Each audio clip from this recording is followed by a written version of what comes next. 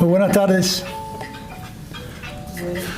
Qué bueno tenernos todos aquí nuevamente en las actividades, en las presentaciones del Instituto de la Memoria Histórica contra el Totalitarismo.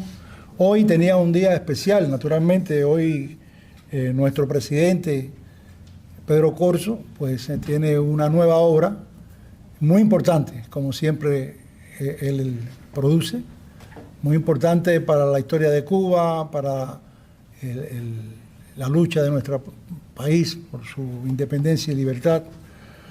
Y vamos a compartir con varios amigos que van a ser presentadores de su obra. En esta oportunidad, Cuba, un experimento del totalitarismo castrista. Son el tipo de temas que nos tiene acostumbrado nuestro hermano Pedro Corso, que contribuyen tanto a eso que es el fundamento del Instituto de la Memoria Histórica: conservar lo mejor de nuestra historia, de nuestro país, en su lucha por la libertad y por la democracia. Yo tengo el honor de compartir con ustedes este programa y un especial honor en ser el maestro de ceremonia para hacer la presentación de quienes van a comentar el libro de Pedro Corso. Y en primer lugar, me honro muchísimo en presentar a un cubano-venezolano, no sé si venezolano-cubano o cubano-venezolano, porque ya lo tenemos tan dentro de nosotros como un cubano más, ¿verdad? Alexis Ortiz. Alexis Ortiz.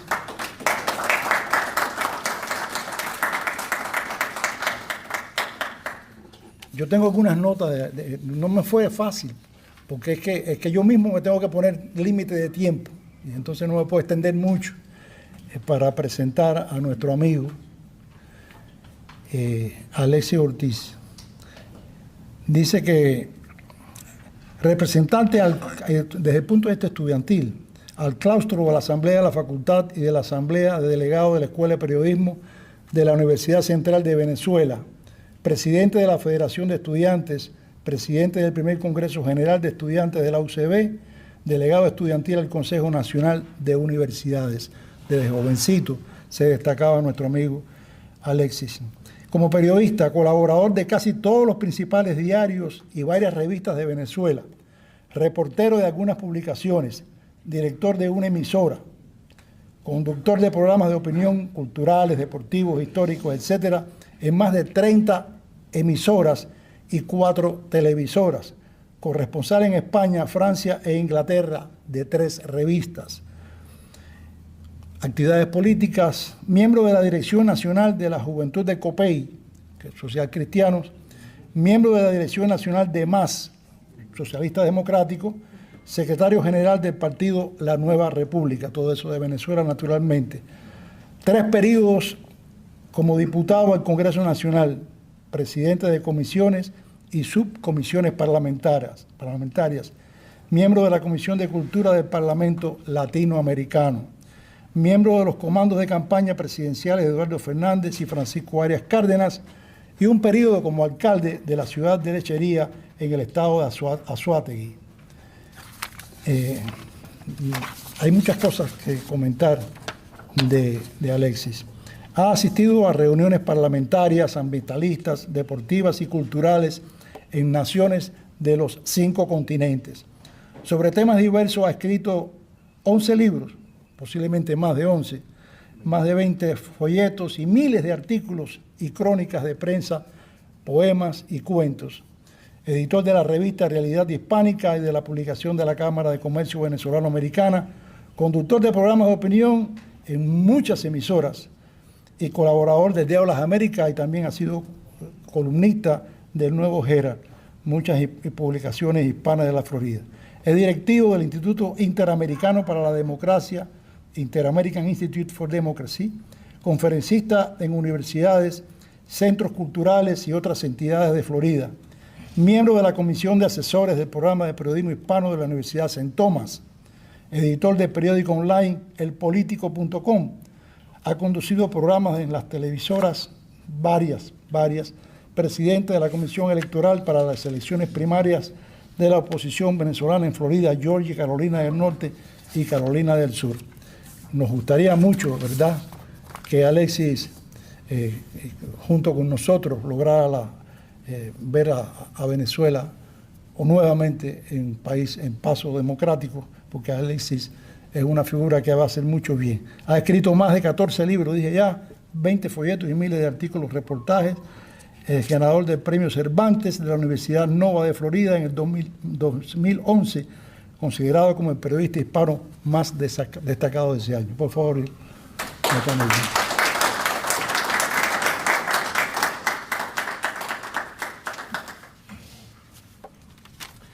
bueno, da pena que lean el currículum así, porque a mí me gusta decir a manera de chiste que yo lo que soy es un humilde genio venezolano. Bueno, fíjense ustedes, lo primero que tengo que agradecer es que mi hermano menor, Pedro Corso, me haya permitido la distinción de hablar frente a ustedes y al lado de gente que, para decirlo en términos andaluces, gente de mucha solera y mucho tronío, como los que están aquí en el presidio. Por ejemplo, hablar al lado de una figura histórica como Ángel de Fana, que yo no vacilaría en decir que es un sindicalista arquetípico de la libertad sindical, no solo en Cuba, sino en toda Latinoamérica.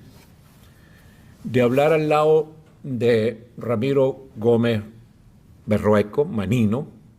Manino es una persona sumamente interesante porque Manino es un guerrero de la democracia, de la libertad, probado en todas las faenas y en todos los combates, pero tiene una virtud también muy andaluza, muy caribe, muy chévere, muy nuestra, que es la virtud del sentido del humor. Manino tiene un delicioso sentido del humor, por eso a mí me he encariñado tanto con él y con su esposa Carmen, que además es una cubana bellísima, porque el sentido del humor de Manino es algo que es muy importante porque no se deja vencer por la tristeza de la tragedia que estamos viviendo. Él está por encima de la tristeza. Él es un hombre capaz, con su sentido del humor, su alegría, su cariño, su manera de tratarnos a todos, un hombre capaz de sembrarnos esperanzas e ilusión en medio de esta terrible tragedia. Entonces el sentido del humor además cumple, en nuestro caso, en nuestra estrategia por la libertad, cumple un papel muy importante, porque el sentido del humor tiene dos aspectos, dos atributos que es muy necesario destacar. El primero es que las dictaduras totalitarias son muy tristes, muy fastidiosas, muy aburridas, muy antipáticas. Entonces, si algo les hace daño es el sentido del humor, porque realmente el humor para ellos es algo corrosivo, catastrófico, porque les hace mucho daño. Pero además el humor tiene una ventaja que la destacó un poeta venezolano popular que se llama Aquiles Nazoa, que decía que el humor, el humorismo, tiene la ventaja de que educa a la gente sin que la gente se dé cuenta que lo están educando. Entonces, eso, bueno, estamos esperando a Leandro Gasco, un joven periodista cubano muy hábil en las redes y muy comprometido con la democracia, y desde luego es muy importante estar compartiendo esta tribuna con Pedro Corso. Pedro Corso responde a algo que también decía este poeta que les acabo de mencionar y lo decía el apóstol Martí, la importancia de la amistad, ¿no? Aquiles Nazoa decía en su credo que la amistad es el invento más bello del hombre. Entonces Pedro, en medio, quizás un poco para compensarlo a uno. ¿Es argentino? ¿Argentino? Sí, argentino. Oye, menos mal, mi mujer es argentina. Ojalá que no oiga este discurso. Está en camino ya. Sí, o sea, no, imagínate tú, si Teresa oye esta intervención mía, decir, pero bueno, tú estás desconociendo a los argentinos. Pero un argentino que Teresa desconocería. Entonces, bien, les decía pues que el apóstol Martí también hablaba de la importancia de la amistad, y una de las cosas que a uno le sucede aquí en el exilio es que se encuentra amigos solidarios, cariñosos, como Tony, como tanta gente aquí, los dos Tony Ruano, el poeta Albertini, gente realmente que le permiten a uno tener una compensación, una especie de desagravio por las humillaciones que le han hecho las dictaduras, nos han hecho las dictaduras a todos. Entonces Pedro es mi gran pana, como se dice allá en el estilo caraqueño, ¿no? Aunque yo soy del oriente de Venezuela, no soy caraqueño.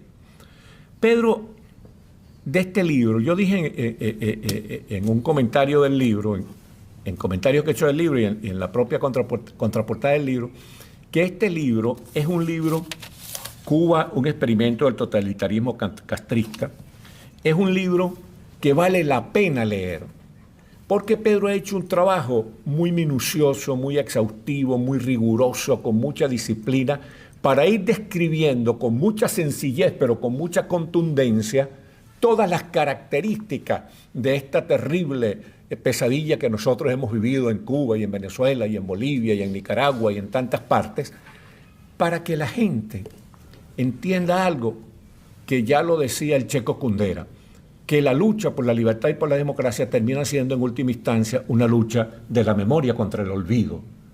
Y eso es lo que ha hecho el Instituto de la Memoria Histórica Cubana, tratar de rescatar la verdadera historia de Cuba, porque lo primero que hacen estos regímenes totalitarios es borrar la historia anterior y actuar con una cuestión que llamamos el adanismo, es decir, como si la historia comenzó con ellos, como que si la presencia de ellos en la historia comenzó la historia. No, antes de esta ruina política, económica, moral que ha producido el comunismo en países como Cuba y Venezuela, hubo una historia inteligente, una historia de la cual podemos sentirnos orgullosos. Yo recuerdo que una vez Tomás Borges, que era el ministro del Interior del gobierno sandinista, yo pedí una entrevista con él y no me dio la entrevista, se negó a darme la entrevista, porque él había dicho en un artículo, en un discurso, que la historia de la dignidad de Latinoamérica había comenzado con Fidel Castro. Entonces yo escribí un artículo diciendo que esa era una afirmación tan idiota, ¿entiendes? Porque no se da cuenta que entonces la historia de Simón Bolívar, de San Martín, de Sucre, de Andrés Bello, del padre Varela, de José Martí, eso no es historia. La historia comenzó con Fidel Castro. Pero es tan imbécil, escribí en el artículo, que borró también de la historia al propio Sandino. Y él decía que era sandinista. Lo que quiere decir que tampoco Sandino tenía dignidad. Porque eso es algo en lo cual ellos se empeñan, en que realmente la historia comienza con ellos. Eso es una desgracia para nuestros países y para nuestra propia historia. Pero hay algo que es lo que yo quiero destacar, porque lo que más me interesa destacar en una tarde como hoy, primaveral, es una cosa que Pedro se atrevió a destacar también en su libro, que es cómo estos regímenes totalitarios que se afincan, como bien señala Guillermo Fariñas en el prólogo del libro, se afinca en el terror, son regímenes que instalan el terrorismo de Estado, Entonces, ¿cómo estos regímenes que instalan el terrorismo de Estado, que instalan el miedo, que humillan a la población en su conjunto, producen algo terrible, que es que el pueblo es víctima y victimario a la vez? El pueblo es víctima del totalitarismo, pero también agente de la consolidación del totalitarismo. Entonces, víctima y victimario. Entonces, algo que destaca, sobre todo esos años 59, 60, 61, Pedro en el libro, que es muy importante, porque tenemos que hacer una gran reflexión con eso, porque eso ha ocurrido idéntico en todos los países donde se ha instalado el totalitarismo, que el totalitarismo se instala precisamente porque el pueblo fue cómplice del tirano en la primera instancia. Así como el pueblo pedía paredón en Cuba, pedía paredón también en la Unión Soviética, pedía paredón también en Alemania, y se solazaba en la incondicionalidad perruna a los caudillos. Pero Pedro, que no es un hombre que como era un prisionero político no tuvo la oportunidad de formarse, digamos, académicamente, sobre todo, o lo que llaman los griegos un self-made man, un hombre hecho a sí mismo, un hombre autodidacta, Pedro tiene un buen manejo del idioma. Y él encontró una palabra extraordinaria para describir esa ¿cómo les digo? Ese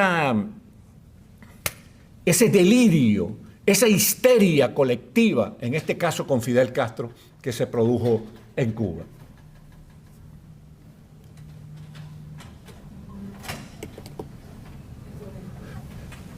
Bienvenidas. Entonces él encontró una palabra que es realmente que tiene cierto sabor mágico para describir lo que pasa en nuestros países en los inicios, en los prolegómenos, en el momento incipiente de este tipo de dictaduras.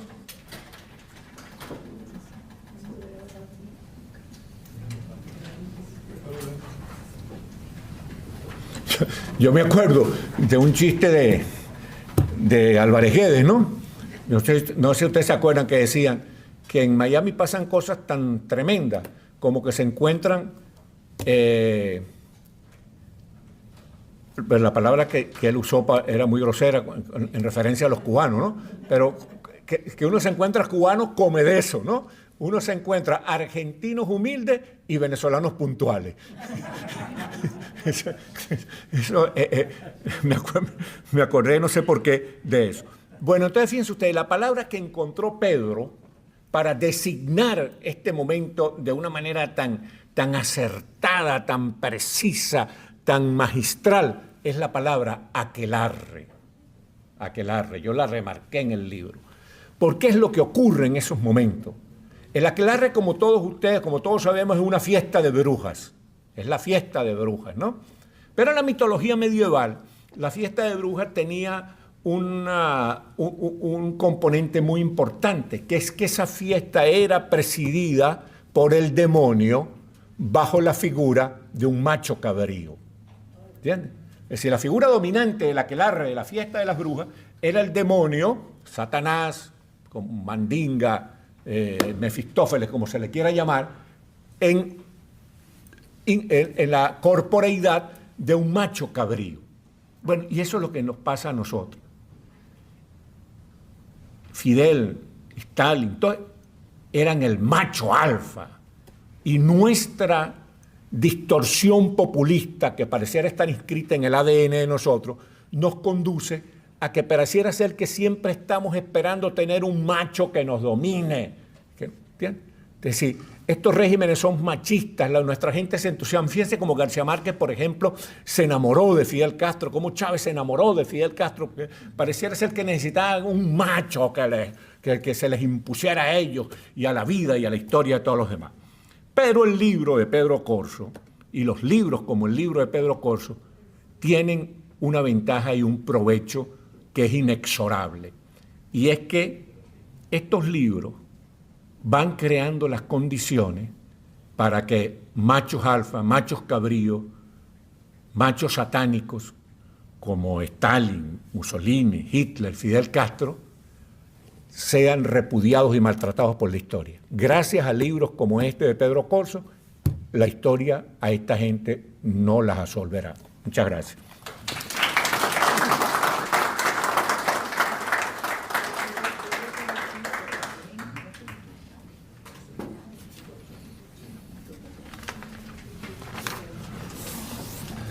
Bueno, estaba programado que Leandro Gasco continuaría después de Alexis, pero no ha llegado, y vamos a presentar entonces a otro comentarista de este libro, nuestro amigo, nuestro compañero de lucha y de prisión, vicepresidente del Instituto de la Memoria Histórica contra el Totalitarismo, Ramiro Gómez Barrueco, quien nació el 15 de diciembre. Sí, creo. ¿Digo el año? Sí, sí. No, lo único es más joven que yo. Es más joven que yo. Lo único que seguro es que nació, lo único seguro. Sí, nació. No, y es más joven que yo. Nació en el 41, ahí en Santiago de Cuba, esa ciudad que ustedes saben que es...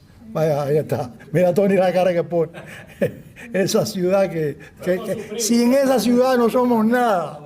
Sin esa ciudad los cubanos no somos nada. No estoy de acuerdo contigo. Estudió en el Colegio Dolores y perteneció a la milicia clandestina del movimiento 26 de julio en contra del régimen de Fulgencio Batista. Exiliado en 1958, conspiró activamente desde 1959 contra el régimen comunista en el Movimiento Demócrata Cristiano, el Movimiento de Recuperación Revolucionaria, MRR, el Movimiento de Recuperación del Pueblo, MRP, y el Directorio Revolucionario Estudiantil, siendo el jefe de acción y sabotaje en Oriente de esta última organización. Preso político desde 1961 hasta 1971. Acabó la ingeniería, después de haber sido excarcelado, civil en la Universidad de Oriente, exiliado en 1980. Escribió el ensayo Nuestro Destino, 1987, el libro Pandemonio, en 1999. Tiene otros libros, múltiples artículos y fue el constructor de los dos almanaques del Instituto de la Memoria Histórica contra el Totalitarismo. Fue director de los programas de radio La Voz del Escambray, Proyecto Cuba y Radio General Maceo. Ha mantenido una ininterrumpida militancia activa en el exilio y todos nosotros somos testigos de ello. Ramiro Gómez Barrueco nació, ya lo dije, y actualmente es miembro actual del Consejo Internacional de FANTU y vicepresidente de nuestro Instituto de la Memoria Histórica. Por favor, Ramiro.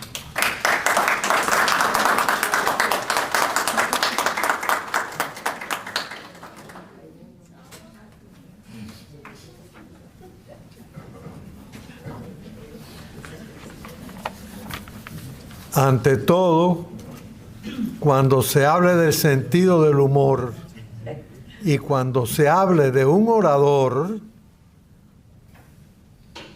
no es alguien mejor en este planeta que Alexis Ortiz. Yo hoy vine a hablar lo más serio posible, como acostumbro. Ya usaste la primera broma. Ante todo, tenemos que felicitar a Alexis por sus acertadas y sólidas exposiciones. Es un luchador antitotalitario internacional que tiene el garbo y el tronío de un torero de casta. ¡Olé!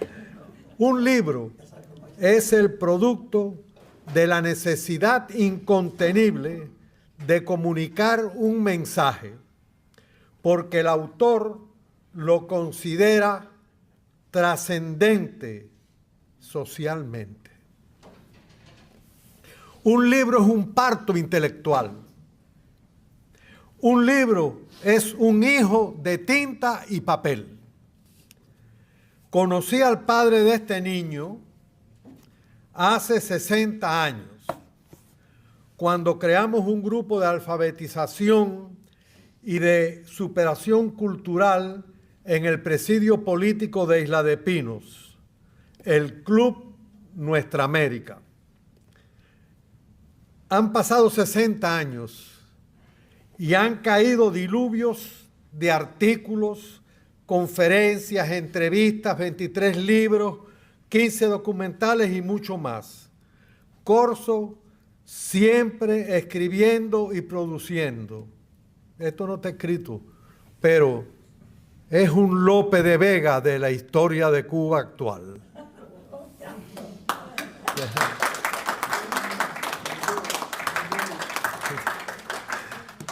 Te traicioné, Corso. Este libro explica exhaustivamente qué es el totalitarismo y cómo se aplicó en Cuba. Si este libro pudiera convertirse en un acordeón, se convertiría el ensayo en un tratado. Su prosa es una constante exploración y una extensa y profundo, con un extenso y profundo análisis. Mi presentación consiste en un resumen escrito, una muestra de cada capítulo. La obra comienza con un preámbulo, donde el autor dice desconocer la militancia del caudillo Lucifer de Virán. Pero lo primero que establece es la similitud de las vidas paralelas de Castro y Hitler. Castro idolatraba a Hitler e imitaba a Mussolini desde su infancia. En el mismo colegio yo sabía toda esa cosa. Muchos años después llegué yo. Pero también es real su capacidad de desdoblarse ideológica y políticamente para conquistar y aferrarse al poder.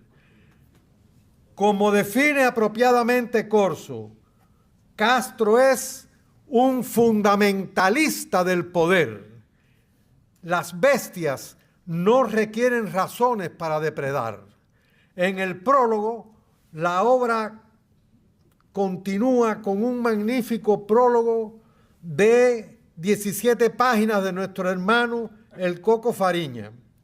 Prólogo que marca un estilo docente, influenciado por el carácter académico del profesor universitario Fariñas. Se analizan sintéticamente en dicho prólogo 13 famosas teorías antitotalitarias.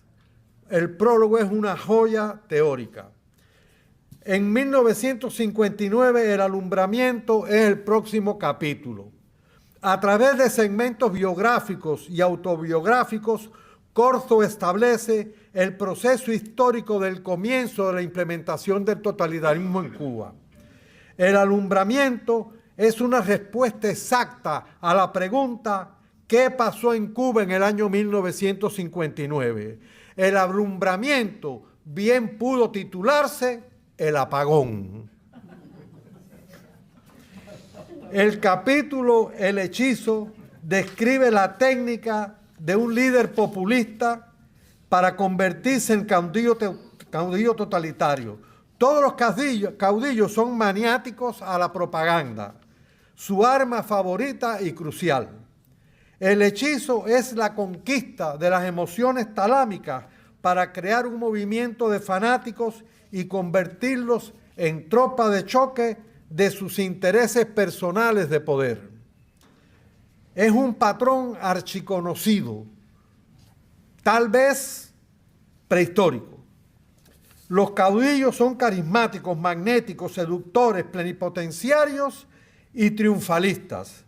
Despiertan entusiasmo, atracción, convencimiento, confianza, atención. Son faraones, son santos, son unos mesías que están por arriba del bien y del mal. Son dioses, los conocemos. Todos son megalomaníacos, mitomaníacos, egoístas, narcisistas, soberbios, burlones y irrespetuosos. Con ellos, todo. Sin ellos, nada. No piden lealtad a sus ideologías o principios, que son transitorios, pero exigen lealtad a su persona. El desacato puede implicar hasta la pena de muerte a los traidores desleales. Buenas noches, Leandro. El próximo capítulo se llama Las marcas de Castro Ruz. Está dedicado a las habilidades histriónicas del tirano y su capacidad de crear organizaciones, apodos, fabricación de mitos y eslóganes para idiotizar y controlar a las masas. Fue así como Castro manipuló la historia pasada y presente para refundar la república en la que él era ahora la res, o sea, el interés común público. Él era además el país, la nación, la patria, la revolución, el pueblo y el redentor del continente americano. Proa al totalitarismo es el penúltimo capítulo. En el capítulo Proa al totalitarismo se destaca la contradictoria dualidad de nacionalismo e internacionalismo. Así, compró el favor de muchos cubanos y el mantenimiento económico y político de la Unión Soviética. Nacionalismo para los cubanos e internacionalismo para los comunistas. Dividió al país a través de la propaganda y la desinformación sistemática, pues se apoderó de todos los medios de difusión visual, oral o escrita. Logró enfrentar a muerte a hermanos contra hermanos y a hijos contra padres. Destruyó la burguesía y a los burgueses como la premisa inicial y fundamental del establecimiento del totalitarismo comunista. Con la alfabetización primero y luego con el exilio forzado, fueron las dos cartas de triunfo en el triste juego de naipes de nuestra historia. Las religiones fueron aplastadas y surgió un culto sagrado, el fidelismo. Por último, está el capítulo de la construcción de un Estado totalitario, el capítulo final. La construcción de un Estado totalitario, para lograrlo, se necesita un partido o un movimiento y un líder carismático con un cerrado equipo de trabajo. Utilizar el terror como arma de poder y dominación. Con esta arma se apropian absolutamente de todo el entramado sociopolítico económico del país esclavizado. Cuba llegó a la culminación del totalitarismo en el año 1968, el año de la ofensiva revolucionaria. Fueron intervenidas las herramientas de los mecánicos particulares y hasta los cepillos, la pasta y los cajones de todos los limpiabotas, hasta las agujas de coser de la costurera. Todavía el mundo vive ajeno o incrédulo de este totalitarismo, cuasi perfecto en un país de América inmortal. La última página del libro contiene una síntesis de las características, objetivos y resultados de un Estado totalitario.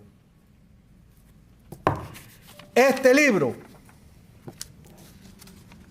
es algo magistral.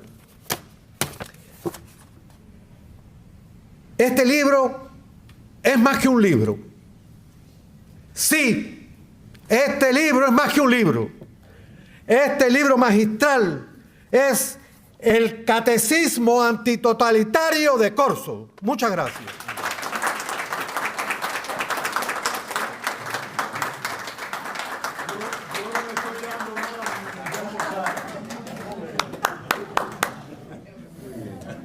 Corso me ha asegurado que él no le ha dado ni un kilo a...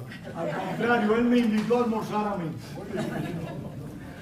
Bueno, en esta oportunidad se va a comprobar, ustedes verán, van a poder comprobar que el orden de los factores no altera el producto, porque quien estaba anteriormente a Manino, Leandro Gasco, ha llegado y nos complacemos mucho de su presencia y naturalmente que va a llenar plenamente su espacio. Leandro Gasco es periodista argentino, se ha dicho, internacional, conductor, productor, escritor, conferencista y locutor con 5 libros publicados, por lo menos que yo conozca. Reside en Buenos Aires, en la capital de Argentina. Es presidente en Contacto Productora Internacional, colaborador desde hace mucho tiempo de nuestro Instituto de la Memoria Histórica Cubana contra el Totalitarismo, un gran amigo, un gran también, como dije, de Alexis, un gran argentino cubano. Por favor.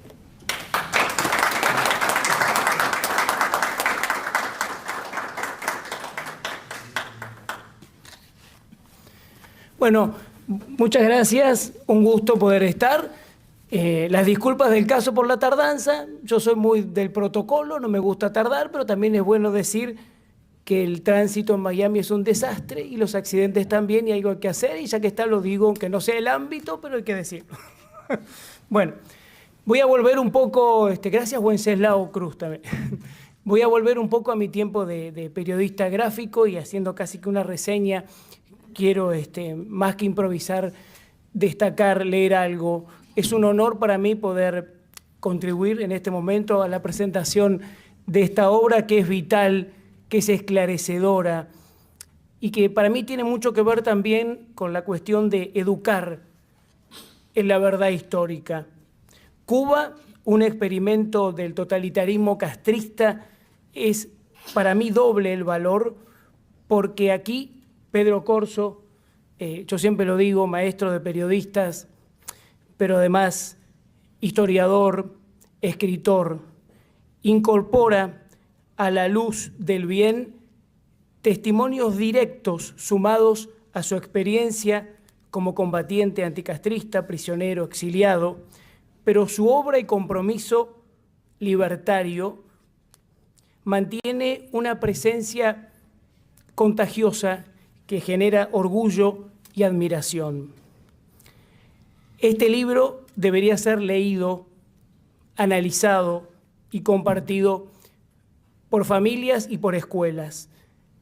La batalla de penetrar la educación ante el adoctrinamiento nefasto es fundamental para vencer la distorsión.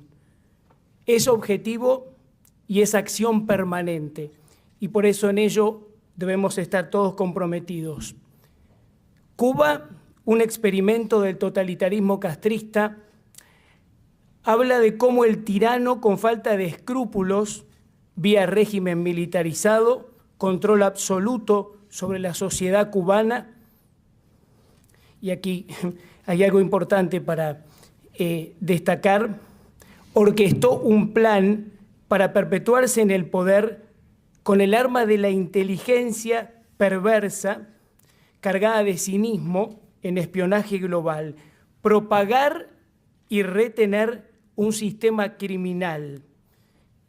Y tal vez una de las cosas más significativas, la existencia, como bien se decía aquí, de un sistema político de tipo religioso sectario conectado con la producción de élites que controlan el poder político. Son 65 años de totalitarismo con uso del terror y la dominación. Su misión, su misión a través del analfabetismo, la confiscación de bienes, los fusilamientos, el odio entre clases, la sociedad estatizada, control absoluto de la información. Bueno, aquí se muestra, por ejemplo, en el libro Cuba, un experimento del totalitarismo castrista, ejemplos muy claros, por ejemplo, la creación de los pueblos cautivos en el marco de la reforma agraria, cuando se hacinaron miles de niños y mujeres en las peores condiciones. Cuba, un experimento del totalitarismo castrista, es un llamado a la conciencia de todos los ciudadanos. ¿Por qué? Porque el mal no descansa en su afán. Por eso quiero volver a lo de la educación, porque la educación y los principios son nuestro escudo, más aún cuando la revolución manipuladora buscó descristianizar y sentó las bases de un egoísmo despiadado y cruel para esclavizar. El tirano Fidel Castro procuró solo su beneficio, el de sus propios intereses. Claramente oportunismo, un fundamentalista del poder con el culto a la muerte, que es oscuridad, y que comienza, como yo bien dije recién, quitando a la figura de Dios e instalándose al frente de una secta devota del mal, instalándose al frente de una secta devota del mal.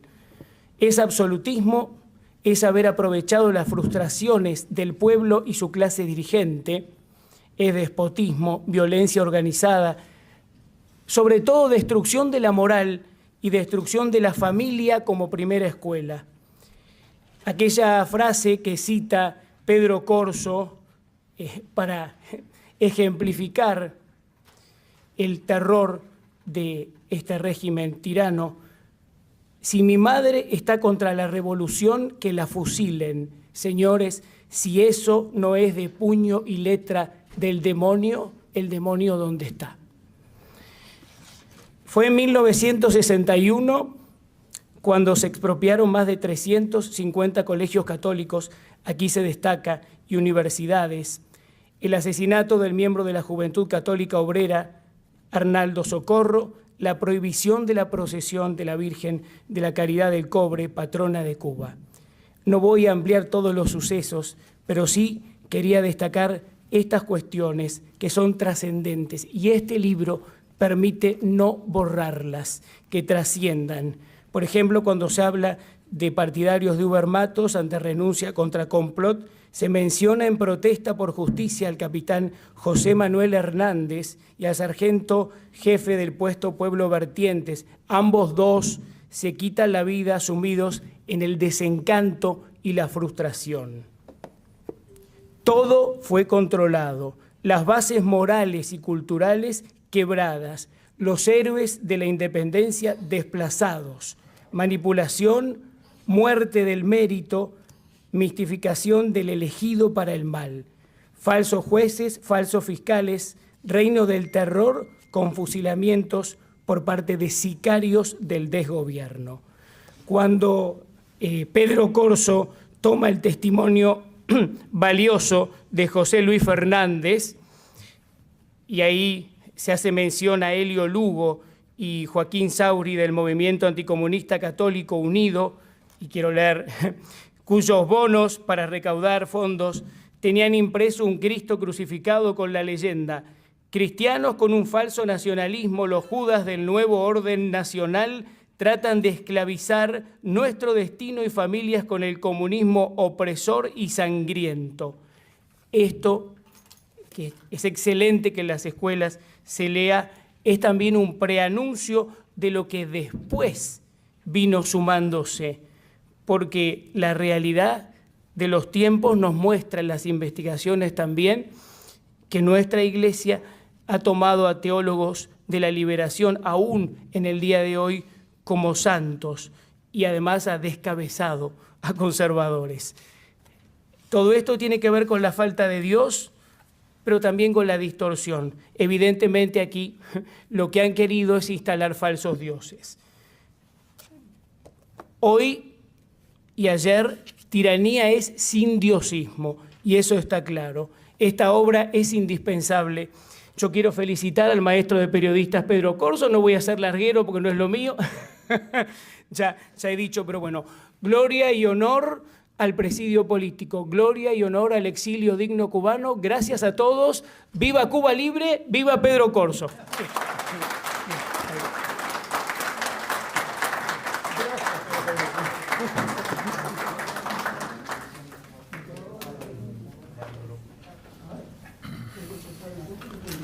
Alexis me ha pedido que lo pida excusa a Pedro y a todos ustedes porque tiene que marcharse.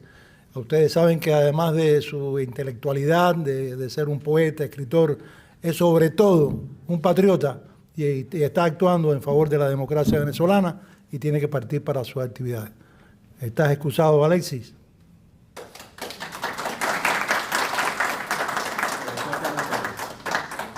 Quiero tomarme unos segundos antes de presentar a mi hermano Pedro Corso para anunciar que mañana domingo los presos políticos conmemoramos el Día del Presidio Político Cubano.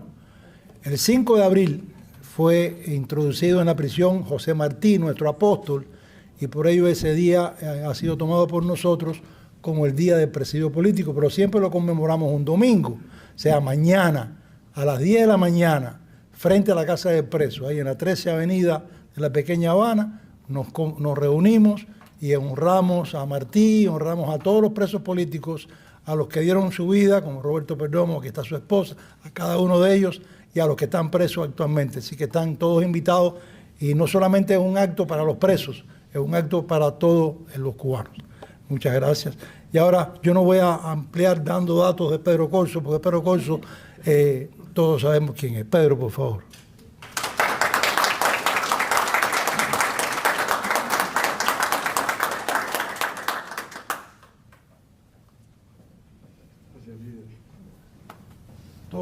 lo conocemos nosotros cuando era un baby. Llegó al presidio y era un baby, un bebito. No me hables de canas que me acomplejo. Muy buenas tardes y muchas gracias. Muy agradecido a quienes presentaron mi libro. Realmente lo leyeron, lo abordaron a profundidad y enfocaron algunos de los aspectos más esenciales del mismo. Así que tanto a Alexis Ortiz como a Leandro Gasco, como a mi hermano Ramiro Gómez Barrueco, pues mi agradecimiento profundo y por supuesto a una persona que es el ejemplo vivo de nuestro compromiso, que a pesar de los casi 120 años que tiene, no cesa de participar y de entregarse a cualquier gestión a favor de la causa democrática cubana. Ángel de Fana. Muy bien.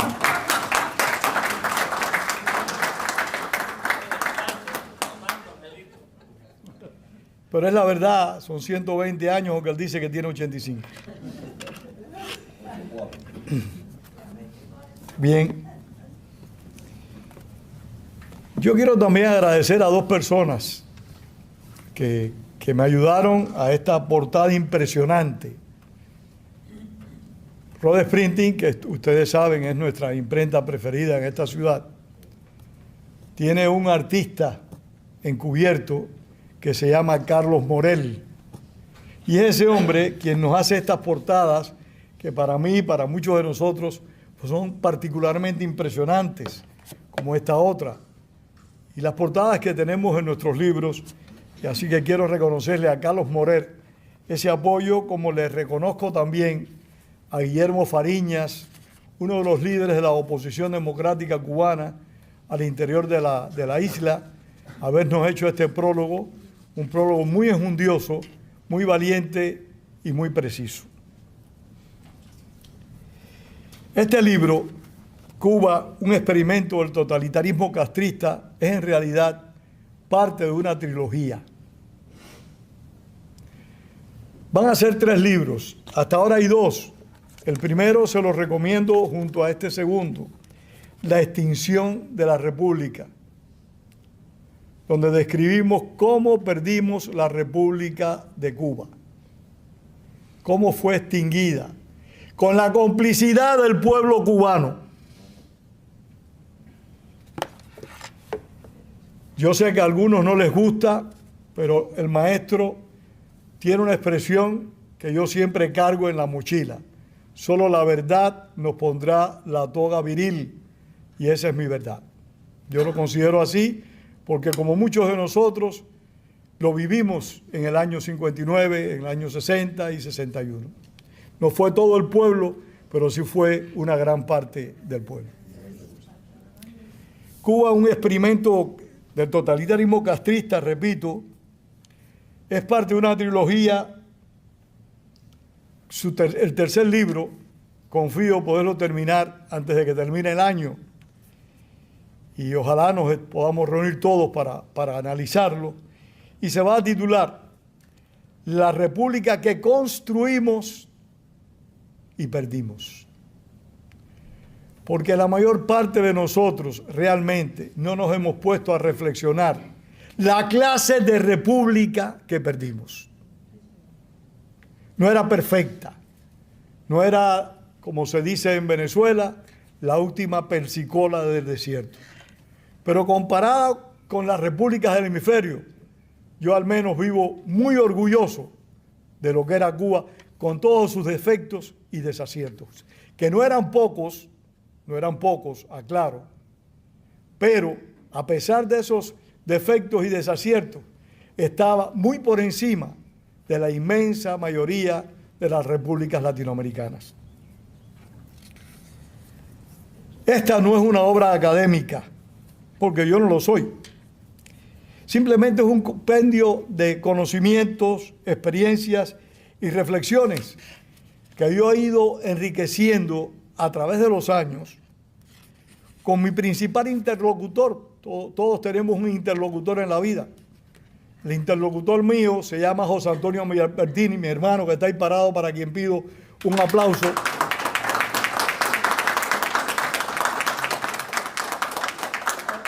porque con él es con quien más discuto estos temas de carácter político, estos temas que nos afectan a todos en gran medida. Yo recuerdo con mucha, desde nuestra adolescencia, que nos conocimos en esos tiempos, que nosotros teníamos una frase o una expresión, no sé cómo decirle, porque aquí el talento es él y Alexis Ortiz y Ramiro. Yo no tengo los conocimientos gramaticales que tienen ellos. Que decíamos, fulano de tal es un filósofo de campanario. O sea, una persona sin formación, pero que era capaz de analizar y de expresar, de coordinar sus ideas. Algunas disparatadas, pero otras muy precisas y muy de acuerdo con la realidad.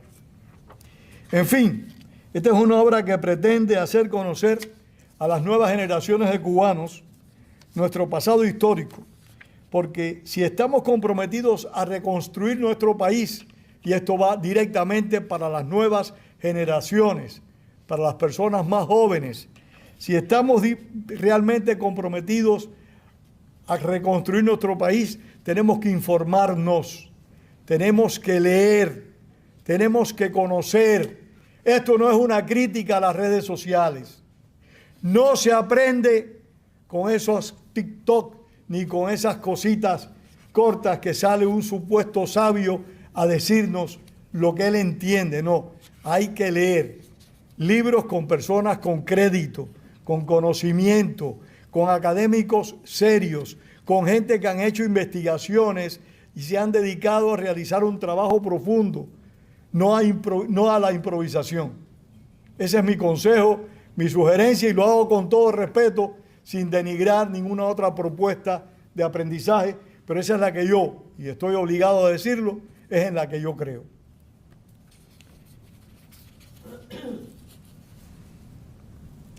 Nosotros creemos que solo informándonos debidamente en fuentes debidamente autorizadas podemos estar preparados para enfrentar los retos del futuro.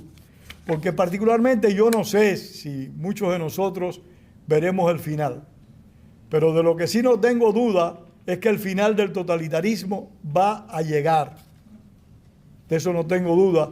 Y que algunos de los que están aquí lo van a ver, y algunos de los que están más comprometidos podrán trabajar firmemente en la reconstrucción de la República que desgraciadamente hemos perdido.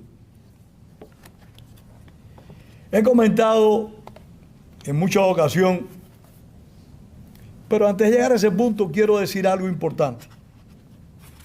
Este libro fue dedicado a una persona que se nos fue hace poco tiempo, a quien yo conocí relativamente poco, y lo conocí gracias al hermano Ángel de Fara.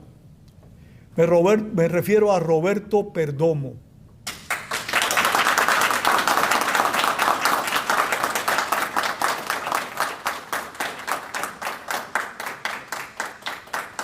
Un hombre particularmente afable, cordial, cariñoso, siempre con una sonrisa lista. No lo vi nunca molesto ni amargado, con un sentido del humor que agradaba mucho. Está dedicado a Perdomo y a todos los plantados frente al totalitarismo castrista. Quería decir, antes de recordar a Perdomo, que aquí hay un párrafo dedicado en cierta medida a él, porque yo recuerdo, perdóname, Eloida, perdóname.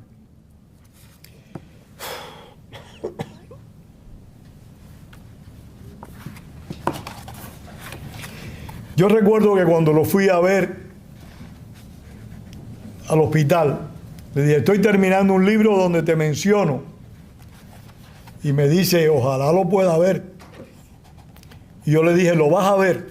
Así que yo espero que en alguna medida lo pueda ver en este momento. Y es el relato de Perdomo, de cómo Fidel Castro y Raúl Castro le dieron el golpe de Estado a Manuel Urrutia Lleó, porque eso fue un golpe de Estado. Y él lo vivió en primera línea porque él era el edecán del presidente Manuel Urrutia. Y él describe con particular lucidez y con mucha firmeza todos los acontecimientos que tuvieron que ver con ese golpe contra el presidente Urrutia. Les decía que he comentado en muchas ocasiones sobre el totalitarismo y me complace de que cuando usé esta palabra por primera vez fue porque recién había leído un libro de Jean-François Rebel. ¿Lo dije bien? Rebian. Está bien. Tenemos otro francés aquí aparte de venezolano. Este francés, este intelectual famoso, escribió ese libro que se llamaba La tentación totalitaria, que era un término muy poco usado. Yo recuerdo que en la reunión que tuvimos con mi hermano Enrique Ruano, que se encuentra ahí sentado, Luis González Infante, José Antonio Albertini, cuando estábamos en la gestación del instituto hace ya 25 años ahorita, yo propuse la palabra totalitaria y alguien me dijo, Pedro, yo creo que esa palabra está muy como fuera de lugar. Y yo le dije, es que en Cuba lo que hay es un régimen totalitario. Repito, se usaba muy poco, no sé si ustedes lo recordarán, por los años 90, eso se usaba poco. Sin embargo, yo que cuando ando en el carro escucho mucho radio, hoy en día el término totalitario se utiliza con extrema frecuencia, a veces indebidamente. Por eso en este libro puse cuáles son, a mi modesto modo de ver, y en base a la información adquirida en otros libros de mucho peso, de mucha prosapia, como diría Alexis Ortiz, las características principales de un régimen totalitario, para que vean que el único régimen totalitario que hay en América es el de Cuba, y está cambiando, y eso es tema para otra conversación. Está cambiando. Liderazgo absoluto, colegiado o unipersonal con autoridad irrevocable. El totalitarismo puede tener un dictador único o puede tener un grupo colegiado. Ideologización de la justicia y absoluto control de la misma. Desconstrucción y reparación de la historia nacional. Criminalización de lo antagónico. El que rechaza el totalitarismo es un criminal, aunque sea solo de conciencia. Escogencia del enemigo trascendente. Es necesario escoger un enemigo mortal. Por ejemplo, Cuba escogió a Estados Unidos, no Estados Unidos escogió a Cuba. Irán escogió a Israel,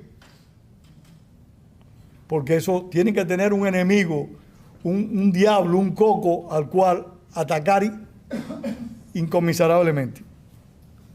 Total control social. Cuando el control social no es completo, el totalitarismo no está en funciones. Implementación de una burocracia laberíntica e ineficiente. Qué mejor ejemplo de lo que ha ocurrido en Cuba. Apropiación y administración central de todos los recursos, bienes del Estado y de la nación. Abolición de la propiedad privada. Vigencia de un partido único que cumplimenta las aspiraciones políticas y espirituales. Educación e instrucción dogmática y cese de la influencia religiosa. ¿Por qué? Porque el totalitarismo es una forma de religión. Castro en Cuba realmente lo que estableció, en el año 1959 fue una teocracia, más que un gobierno político. Esa es mi visión, ustedes me perdonan si soy demasiado categórico. Objetivos del Estado totalitario. Poder omnímodo y permanente. Extinción de la conciencia ciudadana. Masificación de la comunidad. Constitución de un hombre nuevo, falto de carácter moral, dependiente y comprometido con el nuevo orden. Y por último, resultado de un Estado totalitario. Ustedes me dirán si esto no es lo que ha ocurrido en nuestro país. Desolación, corrupción, pobreza extrema, presidio político y exilio. Y por supuesto, la muerte. Esa es, desde mi perspectiva y desde la perspectiva de este libro, lo que es un Estado totalitario que desgraciadamente el pueblo cubano lo viene padeciendo hace 6 décadas y media, que no es para juego, realmente son bastantes años. Reitero mi gratitud a los presentadores, 3 grandes amigos. Leandro Gasco vino de Argentina expresamente para estar presente en nuestro primer Congreso de la Memoria Histórica y decidió permanecer hasta que presentáramos este libro. Alexis Ortiz, que muy bien Ángel de Fana lo dijo, no sabe cómo definirlo, si como cubano o venezolano, porque realmente Alexis Ortiz se ha integrado por completo a la cubanidad, y lo puedo decir así, yo me he encontrado cubanos que Alexis Ortiz me ha presentado. Es un cubano reencauchado. Sí, señor, término venezolano, reencauchado. Y Ramiro Gómez Barrueco, ni hablar, nuestro vicepresidente segundo, golpista, pero un hombre realmente bien intencionado, con un gran talento, como me decía Tony Calatayud los otros días, en un programa de radio que él conduce, y me decía, Pedro, Manino es un hombre sumamente inteligente. Lo digo aquí con mucho cuidado porque ahora sale por ahí que no cabe en el carro. Es una croqueta de Versalles. Bueno, déjenme decirle que él fue el que nos invitó a almorzar a mí y a mi esposa hoy. Nosotros no lo invitamos. Reitero mi gratitud a todos. He visto caras aquí que me han llenado de alegría. Se me ha olvidado tu nombre, pero el asistente personal, quien fuera asistente personal del presidente de honor de este instituto, Rogelio Cisneros, se encuentra aquí presente, un gran amigo, un gran colaborador y un gran defensor de la democracia en Cuba. Perdóname, se me escapó tu nombre. José Luis. José Luis. Se me escapó, no sé, esos son los baches de llegar casi a la edad, Angelito. También se encuentran personas que quiero mucho, que estimo mucho, que no acostumbran a asistir a estas cosas, como Iván López, mi compañero de trabajo en Radio Martí. Puchita, la viuda de un cubano que lo dio todo por Cuba, hasta el día de su último aliento, la viuda de un gran hombre, Rolando Borges, a quien yo siempre recuerdo con mucho cariño. Y prima de otro cubano de sección que fue director de nuestra institución, Ángel Cuadra.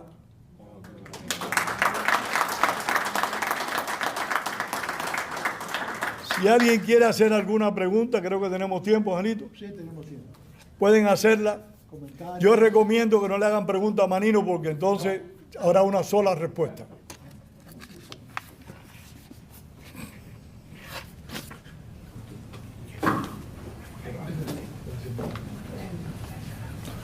Bueno, pues nada, si no hay comentarios, si no hay alguna pregunta, pues damos por concluida. Sarita quiere hacer una... Con todo respeto.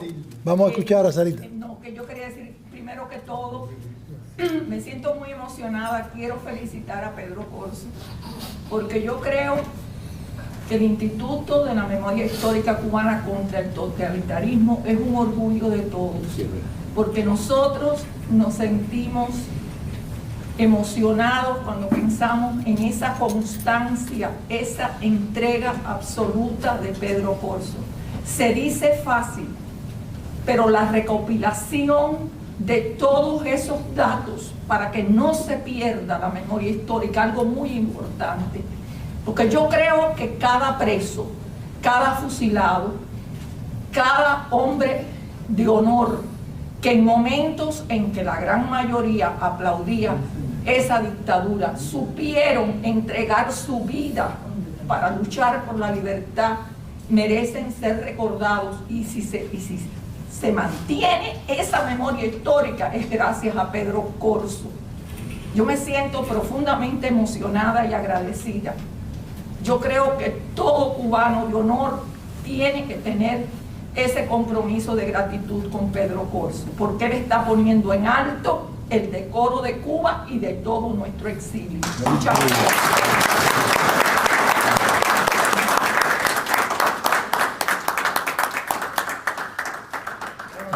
Yo no voy a salir más a la calle porque todas estas cosas me ponen colorado, Sara. Muchas gracias. Muchas gracias, te agradezco esas palabras. Quiero hacer una observación. Sí. Cuando se referían a Alexis Ortiz, porque si era cubano, venezolano, yo siempre lo he definido, desde que lo conocí, como un hombre de América. Y ahí lo dice todo, porque Alexis es un hombre de América. Yo creo que es un buen calificativo. Excelente. Gracias, hermano. Un ciudadano de América, como le decimos a José Martí. Venezolano universal. Universal, muy bien. Permítame un momentico para darle las gracias a Sarita, porque realmente yo te agradezco mucho en lo que a mí respecta, pero, y esto no es falsa modestia, lo que nosotros hemos hecho es un trabajo de equipo, en el cual han colaborado personas que no son ni del instituto, como el propio Alexis, como el propio Leandro y como mi propia esposas. Son personas que contribuyen directa o indirectamente a la labor que cumplimos, que realizamos, porque un hombre solo no puede hacer absolutamente nada por mucha voluntad que tenga. Esa es mi opinión y te lo digo de sinceridad, esto no es política. Y quiero rectificar una grave omisión que cometí hace un momento y me reprendo muy seriamente porque creía que se había ido. Aquí se encuentra Silvia Talavera, la viuda de nuestro hermano Francisco Paco Talavera, un hombre de un coraje para empujar cualquier cosa, a quien recuerdo siempre con mucho cariño y devoción y que nos honró siempre al ser director de nuestro instituto y que lamentablemente se nos ha ido como a muchos de nuestros directores, porque hemos tenido muchas bajas en estos últimos años. Gracias, Sarita, gracias.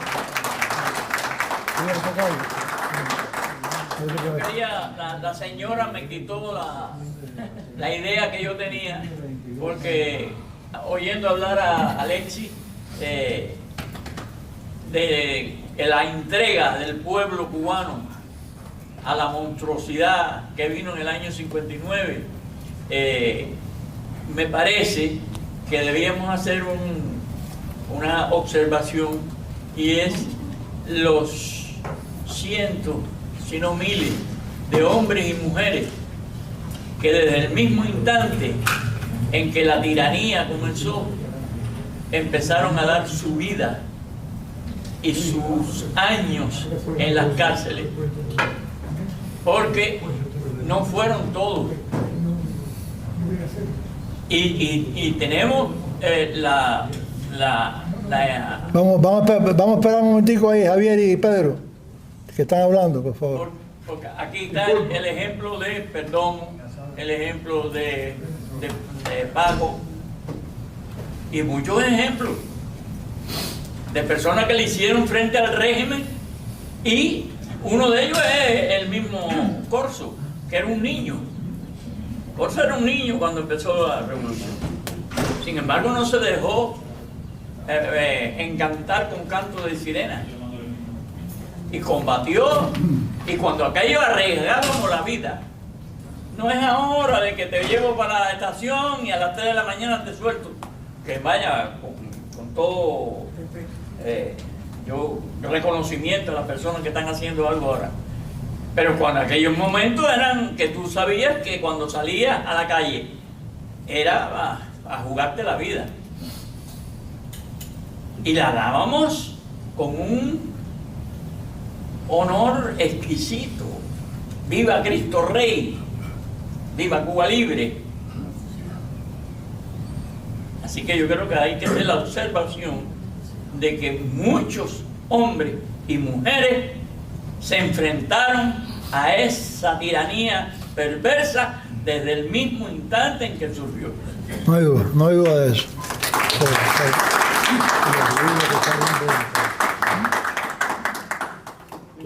Los libros están en venta. Urrutia era muy activo cuando se exilió.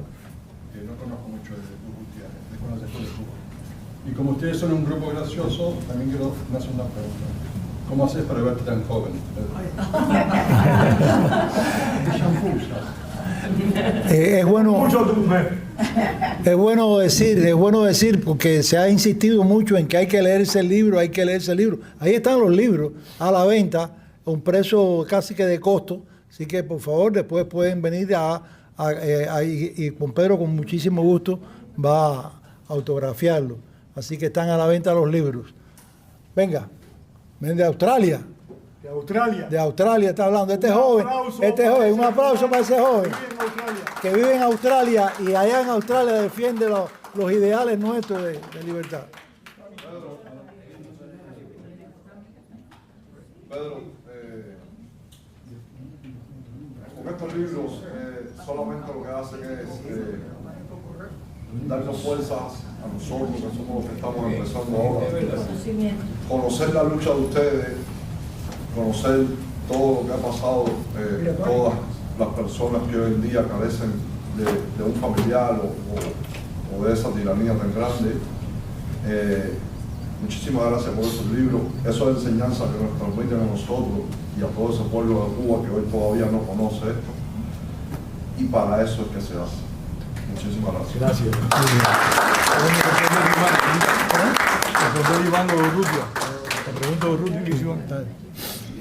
Iván López hizo una pregunta sobre Manuel Urrutia Lleó. Yo no tengo conocimiento de que Urrutia haya sido activista en el exilio. No tengo ese conocimiento. Escribió un libro muy importante. Escribió un libro, dice Tony Calatayud, muy importante, pero no tengo conocimiento que haya asumido un papel protagónico en la lucha por la democracia. Urrutia era un magistrado, era un hombre de familia, era un hombre de bien, no era un depredador como Fidel Castro. Yo imagino, y estoy pensando en voz alta, que fue un hombre muy frustrado después, muy decepcionado, muy amargado por la experiencia, porque esa generación creyó ciegamente en Fidel Castro. Le dio todo a Fidel Castro, como una novela que tiene Zoe Valdés, que ahora no recuerdo el título, pero como que te lo di todo, algo así. Esa generación se entregó con mucha fidelidad a Fidel Castro y eran personas honestas, decentes, demócratas, y se frustraron. Así que lamento, pero te prometo que voy a investigar y te tendré al tanto. Hablaré. Me gustaría decir, Pedro, algo en relación con ese tema de Urrutia. Urrutia no fue un fanático de Fidel Castro. Correcto. Urrutia lo que fue un opositor a la dictadura batistiana, y como abogado y como magistrado, en el momento creo que fue del juicio del Moncada. Del juicio del Moncada. El juicio del 30 de noviembre. Él dijo que según la Constitución y según vamos a llamar el constitucionalismo mundial, creo que hasta la misma Biblia, las mismas encíclicas hablan de el derecho de la rebelión de los pueblos frente a sus tiranos. Y perdón agregar, y la Declaración Universal de Derechos Humanos le concede a los pueblos rebelarse contra las tiranías. Entonces este señor lo que tiene es un acto de dignidad y de gran valor en Santiago de Cuba, que le cortaban la cabeza a cualquiera y aparecía al otro día en una cuneta, un balazo en la cabeza. Y entonces simplemente se queda como un opositor. Viene Fidel Castro, le entregan a Cuba. Raúl Castro ha entrado con un jeep y 4 barbudos al Moncada, donde habían 2000 y pico soldados armados hasta los dientes, que el día anterior eran su enemigo, y le han entregado el Moncada, y le entregaron el país. Y eso es la culpabilidad del grupo que se fue corriendo en el avión, en los aviones. Pero volviendo al caso directo de este hombre, Fidel Castro llega a Santiago de Cuba, todo el mundo está enamorado de la idea de la libertad. Yo estaba en Jamaica en ese momento, pero él habla desde el balcón del municipio de Santiago de Cuba, de la alcaldía de Santiago de Cuba, y entonces allí, en el primer golpe de Estado que da Fidel Castro, está presente Urrutia. En ese primer golpe de Estado, él señala con el dedo, como si él fuera el pueblo de Cuba, a Urrutia como presidente de Cuba. Pero acuérdate que ya Urrutia había sido designado presidente provisional de Cuba desde los encuentros de Venezuela y Canadá. No fue una improvisación de Fidel Castro. No, perdón, en Canadá, bueno, eso tenemos que... No, fue ya Urrutia había sido nominado presidente de Cuba por Fidel Castro desde hacía mucho tiempo, y la clase dirigente cubana, perdona, Tony. No, Pedro, perdón, no vamos a discutir. No, ¿por qué no? Si discutir es bueno. Perdón, no vamos a discutir. Una cosa es que haya sido designado y otra que fue... Perdón, una cosa que ha sido nominado y una cosa que fue designado en Santiago de Cuba en el discurso. Él lo nombró ahí desde ese momento, antes no, desde ese momento en Santiago de Cuba, en el balcón del municipio, Urrutia era presidente. Y cuando fue a La Habana, el primer gabinete de la revolución mayormente está compuesto por gente eminente, profesional, digno, democrático, y que se le miraron... Que acataron todo lo que le dio la gana a Fidel Castro. ¿Perdón? Que acataron todo lo que Fidel Castro quiso hacer. ¿No es cierto? Vamos a discutirlo. Ahí sí te invito a discutir. La mayoría de los ministros se opusieron. Todos se le fueron, pero los primeros 6 meses más sangrientos de la República de Cuba, la mayor parte de esa gente guardaron silencio. La mayor parte de esa gente permitieron que... Esa gente ya estaba conspirando contra Fidel Castro. Bueno, pues hicieron un papel magnífico, Tony, porque tú y yo vivimos eso. Yo no lo conocí porque yo soy, gracias a Dios, un poquito más joven que tú. Pero sí lo viví. Bueno, yo tenía 21 años. No, yo tenía 15, pero lo viví. La mayor parte de esa gente acataron la nominación de Fidel Castro, de Urrutia, en el encuentro de Venezuela. Lo acataron sin discusión ninguna. ¿Pero por qué no? Bueno, porque la mayor parte de esas personas, y lo reitero, estaban seducidos por Fidel Castro.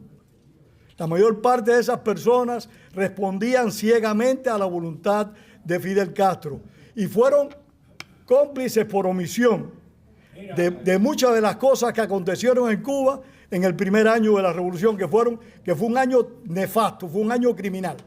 Pero tú tenías 15 años, nosotros teníamos una... Yo lo viví igual que tú, Tony, con mis 15 años. Ok, pero déjame decirte esto para poner... Mira, yo conocí a algunos que nunca tuvieron con Fidel Castro. Todo el 70% del gabinete primero de Fidel Castro ya estaba conspirando en los primeros meses. Ahora, cuando tú conspiras, tú no sacas una mano y dices yo estoy conspirando. Ahora, permito, para decir una cosa final, si se me permite. Adelante. Si se me permite.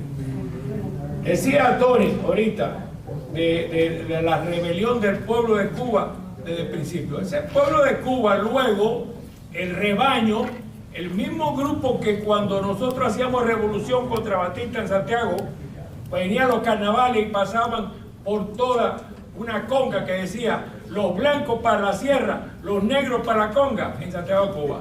Ese mismo grupo fue el que fue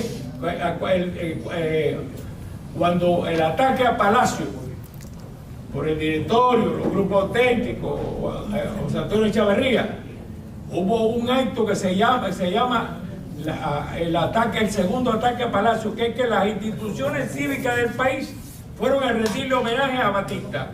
Y allí, en el balcón del Palacio, una multitud aplaudió a Batista. A Batista siempre ha sido así. Ha sobrevivido. El rebaño siempre ha existido. Siempre ha sido así. Y esa misma multitud apoyó a Fidel Castro. Pero quiero decir, vamos a decir lo apoyó o no lo apoyó. Yo le digo, el Manino lo sabe, que cuando yo era uno de los dirigentes del Instituto de Santiago de Cuba. Yo voy a decir que yo era el dirigente del Instituto de Santiago de Cuba. Y yo había hecho revolución. Y cuando fusilaron a Porfirio Ramírez, presidente de la Asociación de Alumnos de la Universidad Central, Tori Calatayud, y los que estaban conmigo, María estaba allí, cerramos el instituto, declaramos una huelga cuando se cumplió el primer mes de fusilamiento. Porfirio fue fusilado que fue en octubre. En noviembre del 60, nosotros públicamente convocamos una huelga general en el Instituto de Santiago de Cuba.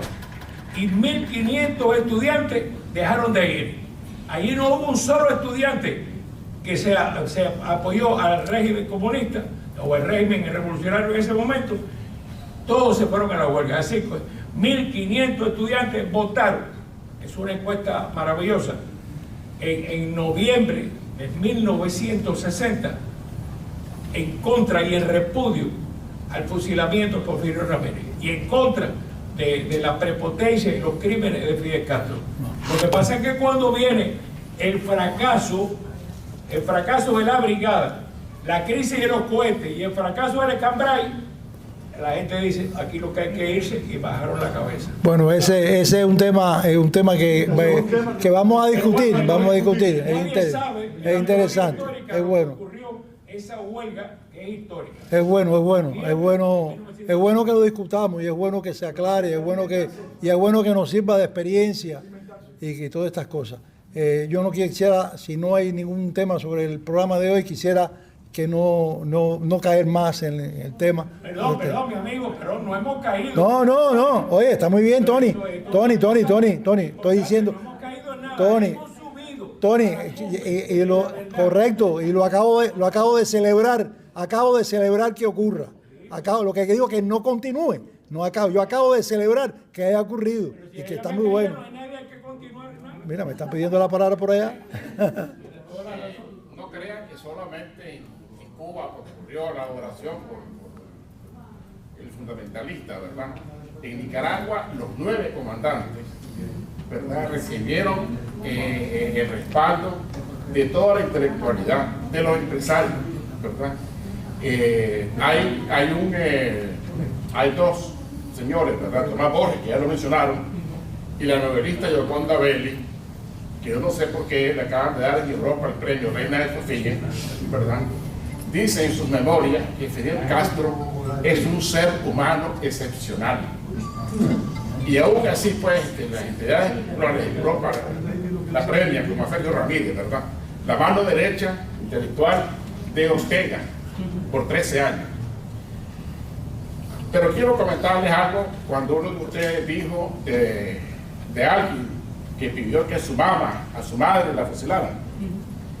Un periodista de Nicaragua, Carlos Chamorro, hijo de la expresidenta Chamorro, doña Violeta, en las elecciones de 1990, él dirigía el periódico Barricada, que era el periódico como el Granma de Cuba, y fue capaz de dejar publicar una caricatura, y con perdón para todas las damas, donde estaba un gallo, ¿verdad? Porque el gallo era el apodo de Ortega, el gallo navajado, ¿verdad?, el candidato de la revolución. Y él, como hijo de la presidenta, no tuvo ningún pudor en dejar que se publicara una caricatura de un gallo encima de una gallina. Y la gallina era su madre. Vean ustedes qué escala de valores mantiene esta gente que se entregaron, que doraron el espinazo por los comandantes, igual que en Cuba. Quería comentar eso. Bueno, los libros hay que venir a buscar los libros. Así que dime. Yo quería hacer una aclaración para las personas que no. ¿Cuánto vale? 100 pesos. No, es que la gente quiere